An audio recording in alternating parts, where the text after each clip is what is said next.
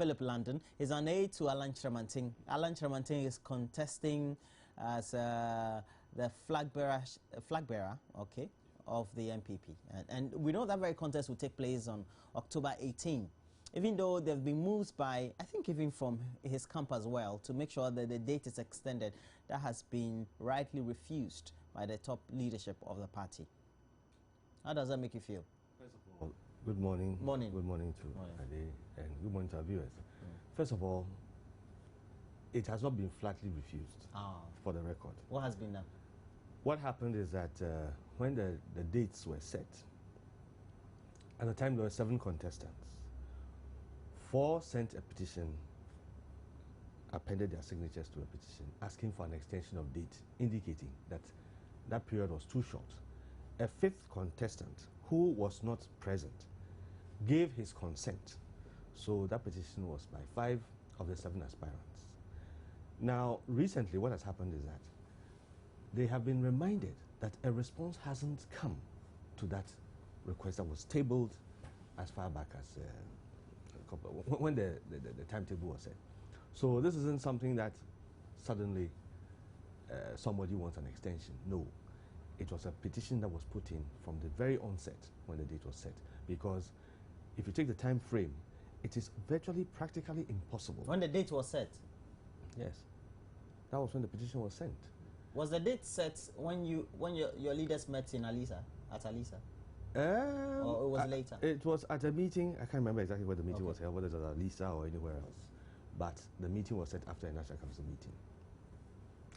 There were various things that happened at that meeting, and the date was set, and others protested. So, you know, that is how it went. You know, that's how it went. So naturally, when the response hadn't come, it became necessary that those who had sent the petition, or those of them who had sent the petition who are still in the race, send a reminder to get a response. I believe that in the next, very, very soon, I won't say when, we might begin to get a response. Already there are some discussions going on because they had a very valid case in asking for that extension. How is your interaction with the grassroots, or because now we know that you're going to have an extended electoral college, so to speak, or candidate or delegates to go. That's over 140,000, we're told. That's correct. How is your interaction going with them? I mean, for your... Well, I would say that, you see, Alan's campaign, and I'm going to speak for Alan's campaign. Alan's campaign has always focused on the grassroots. That has always been his strategy from 2007. In 2007, we had 2,500 delegates. 2 out of 10 persons in every constituency were delegates. And he chose to engage all 10 in his campaign. So that is how it went. And during that period, he was the one who championed constituency business ventures, because he said that every constituency should have some business that the delegates or the party members should be engaged in as a way of raising funds for themselves and helping to support the party. This has gone on ever since then, and he has been a champion of the grassroots of the party. And when it came to the expansion of the college, or the electoral college, he has also been one of the main pushers of that. Other candidates have actually spent most of their time and energy and resources in concentrating on just a few of the delegates to ensure that they get a certain kind of response from them. But Alan, as we speak this morning, he's in northern Ghana, between northern region and upper west region.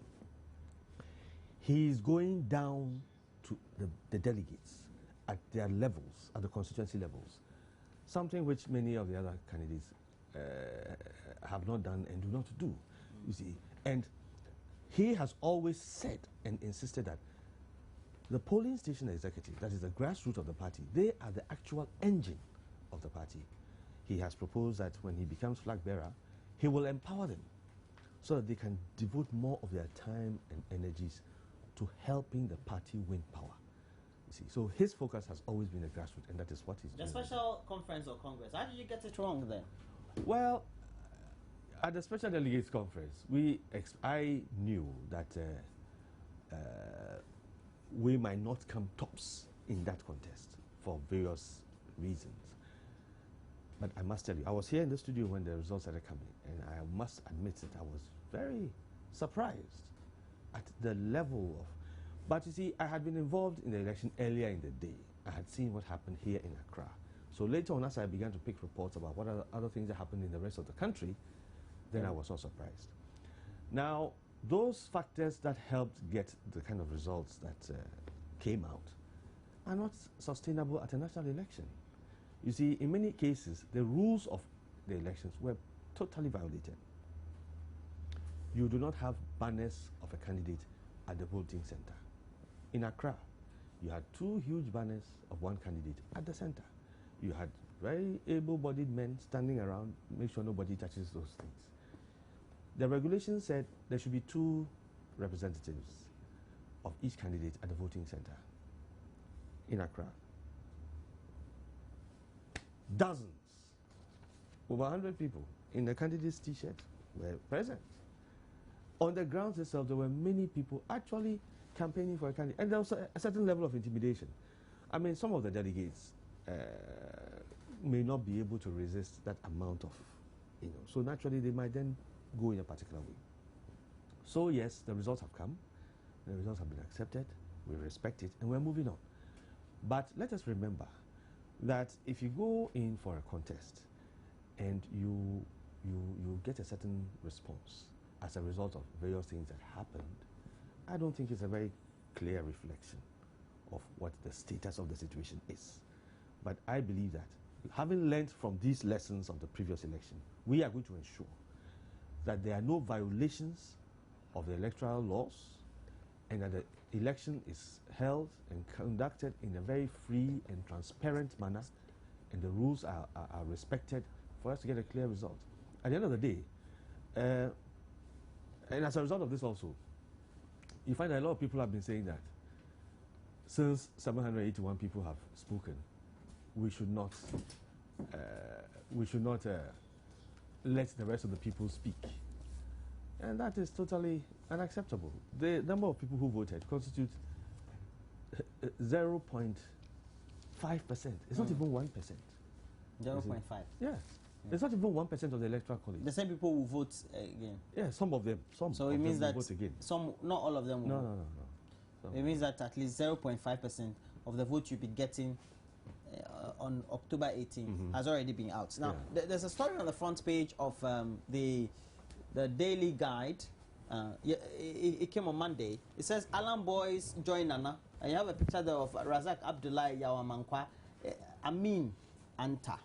And the story is on page 3 of the paper. It says, more supporters of NPP Flagbearer hopeful Alan Kojo continue to join the League of Persons endorsing the candidature of Nana Addo for the party's presidential race. And over the past week, not less than 3 such high-profile personalities have switched camp to join Nana. They include former MCE for Tamale Mohammed Amin Anta and his former municipal chief executive for Kintampo, Abdullahi Razak, who also declared total support. We've also had others like John Kuma, Stephen Amwa, Joe Card, chairman of the Inshaisu constituency, as well as Archibald Kobna, Greater Accra NPP organizer, and a host of others. Now, just gives you an indication that a lot more people seem to be leaving your camp. Well, first of all, let me just assure you, my brother, that you've just mentioned a few. I know all these people. Oh, you know them? I know these people. We're all one party. I know them. Right. Now, spells doom for your campaign. The purpose of this story is to give you that impression. And I'm going to tell you what mean it was planted? As to whether it was I say the purpose of this story. You're only refusing to use the words, but you mean the story was planted? The story has been presented. And the story as presented is to give you the impression that in the last few days, stalwarts of the New Patriotic Party, who were supporters of Alan, have suddenly switched to Nana Addo. I am telling you that the names you just mentioned, Anta and all of them, these are people who have supported Nana for quite some time now. Oh, really? They said they are from your camp? Oh, please. No, I'm saying that these are people who have supported. For example, we're told that Abdullah also, a gentleman who is well known to your camp, has always said he supports you. Yes. And there's even one who has been named as Joe Card. He's chairman of the Inshai constituency of the party. And this is where we have Dr. Richard Anani, who was at the launch. That's right. Of Alan's campaign here. Was it at Abeka? Yes. Abeka La Paz. Yes, of the George Bush. Yes. Okay. So it gives you an indication that people write in your camp, in your stable. Let's get certain things very clear. You mentioned Dr. Richard Anani. Where does his name fit in this story? No. If you have chairman of the party, Dr. Richard Anani, the constituency in which he is a member of parliament. But that is not a. Allow me to kindly answer this question. I'm saying, first of all, just for the record, Dr. Richard Anani is not one of the people who have been referred to as having switched to Nana Addo's camp. I've not said that too. Well, just for the avoidance of doubt for those who are watching us. The names you mentioned in the story here, I'm saying these are people who have support. They have once been Alan's supporters. That is not that is a true fact. Today, these three gentlemen are supporters of Nana Addo. That is also a matter of fact. But I'm telling you that this is not a recent development. This is a development that has happened quite some time back. This story is to give you the impression that all of a sudden, all these stalwarts of Alan have switched to Nana. And that is what I'm saying is not correct. Now your candidates. Now, some of the other names too. John Kuma, he used to be with Alan's camp and was actually Alan's boy. He was actually dismissed from Alan's campaign because of certain things that he did. He spoke publicly about Nana Addo in a way that Alan was very uncomfortable with, and therefore parted ways with the campaign. After that, he has found a sweet home in Nana Addo's camp. We are in one party. He's a friend. It's not a problem. Okay, so those are just the facts. John Kuma, he's a lawyer, right? He's a lawyer. I don't know. Young lawyer. I think he's a lawyer now. I think he's a lawyer. Yeah, he was a law student. I don't know. I think he's probably a lawyer. He's a lawyer now. I think so. Yeah. You see, then there's Archibald, my very good friend Archibald, who recently made a declaration in Accra Central that he supports Nana. The funny thing was that earlier in the day, he had insisted he does not support Nana. He supports Alan. Later the same day, he declared his support. I respect him. He's a strong party organizer. Archibald. I think I know Archibald. Well, yes. Yeah. So if he's made a declaration, that's fine. He's still my friend. Okay? So those are the facts. And I'm telling you that there are all kinds of situations that are going on that are encouraging some people to make these type of declarations. I respect their views. At the end of the day, we're going to vote. 140,000 delegates. 140,000 plus delegates are going to vote. And I can tell you that there's something going on in the party where some people have realized that, look, some people have taken certain decisions by virtue of various inducements, etc. And the other members of the party are going to speak. So there's a lot going on. And as I'm telling you, as we're speaking now, Alan is on the campaign trail. He is going down to the delegates and he's talking to them. Will he be able to reach all the 140,000 plus? Well, delegates? he is. Because I'm thinking the plus is the 0.5% you are losing, that you lost the first time at the conference, the special conference. My brother, Alan is doing a very rigorous and vigorous campaign.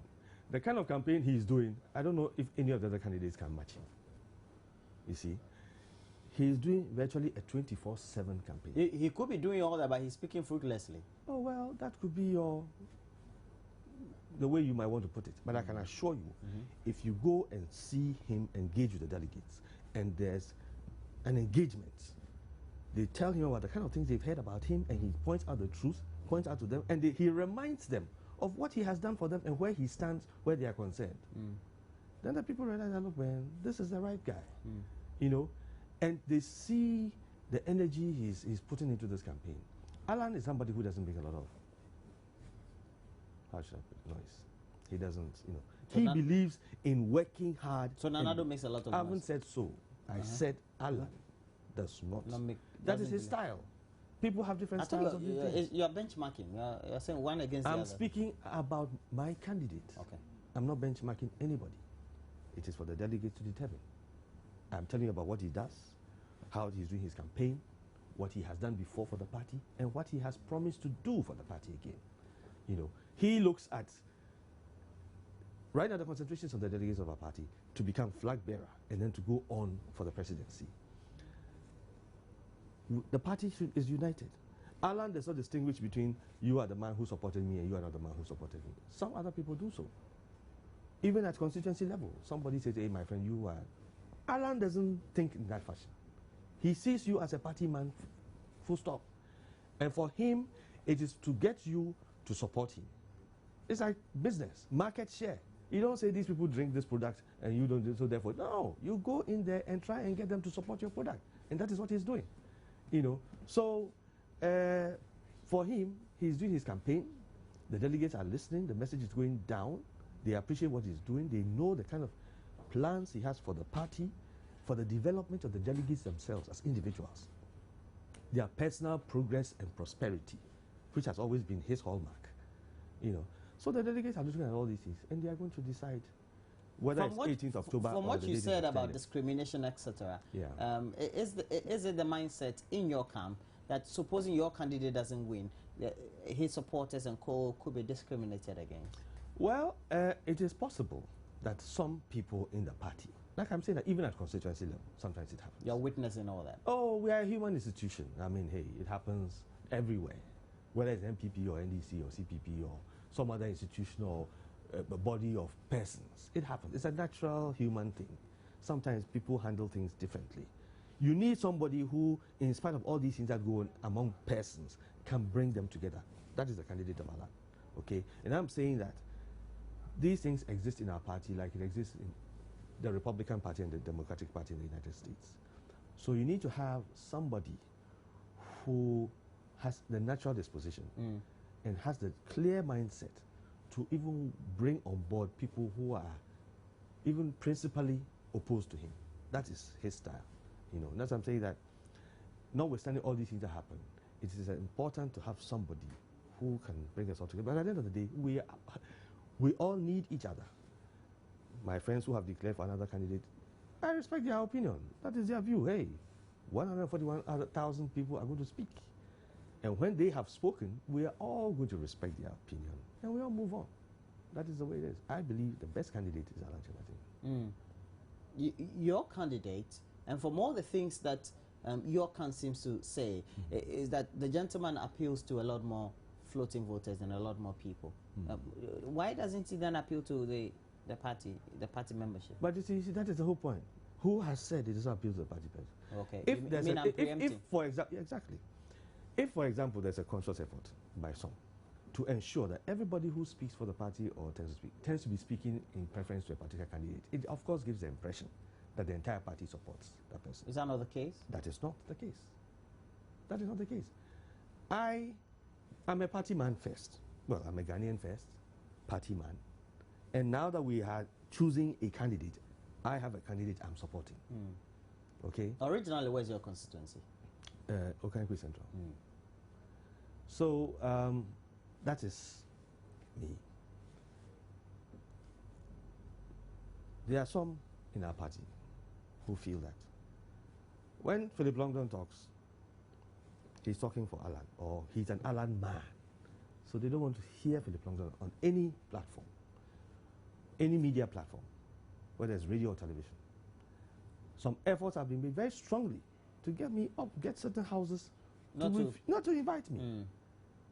And it has been a running battle. You should ask me whether I've gotten those calls. I haven't gotten. I'm waiting. Let me just announce my phone line. I'm not going to go into that. You know what I'm saying? And it is real. Many producers, they know. You see, all to give the impression that everybody in the party is all for one person. And there are many of my colleagues who, for fear of that kind of stress, you know, will not even bother. I believe that we're in a democracy, and even in our unity, we can have divergent views. So if I support a candidate, so long as he's a candidate, I can support him. But so long as we have a candidate of the party, of course, we all support him. My last question to you before I let you off the studio floor is about the concerns you had raised about the date. Yes. How is Alan also factoring that, or the team factoring that in the interactions with the... Because that, I mean, nobody has approved it yet. Oh, yeah. It doesn't look like it's going to be approved. from where you are sitting, it doesn't look like. From you the see, report, from the reports that I monitor. But you see, you've monitored one report here that has given you a certain impression. No. No, I'm just reminding you. You see, I'm just trying to focus you on the reality, because there's a lot of perception out there. There's a lot of perception. So you're saying I'm also feeding on the perception? Exactly. And I'm just giving you the facts. For example, you had the impression, like many people do, that this petition is something that has just come up in the last few days because suddenly somebody has just woken up to realize that he doesn't have time. No. This thing was sent the moment the days were set. And they gave their reasons. It's a whole petition. That's all the things in the petition we haven't said. And a response is being awaited. The response hasn't come. We need to hear a response. It could come today. I don't know. And we all know that the Constitution has said, let's give ourselves about 6 months. I mean, when people have paid this amount of money and we have this size of delegates to deal with, the reasonable thing to expect is that... But why wait? If you're popular, you're popular. Why do you need 6 more months? You see, that is another logical question. If that is the case, then why don't we have the national election tomorrow? If that is the case, let's have the national election tomorrow. You see, let us not make in our party arguments that might please us for now. We must look beyond it, because tomorrow somebody uses the same arguments against us. Our Constitution has said we should have our national elections on a particular day.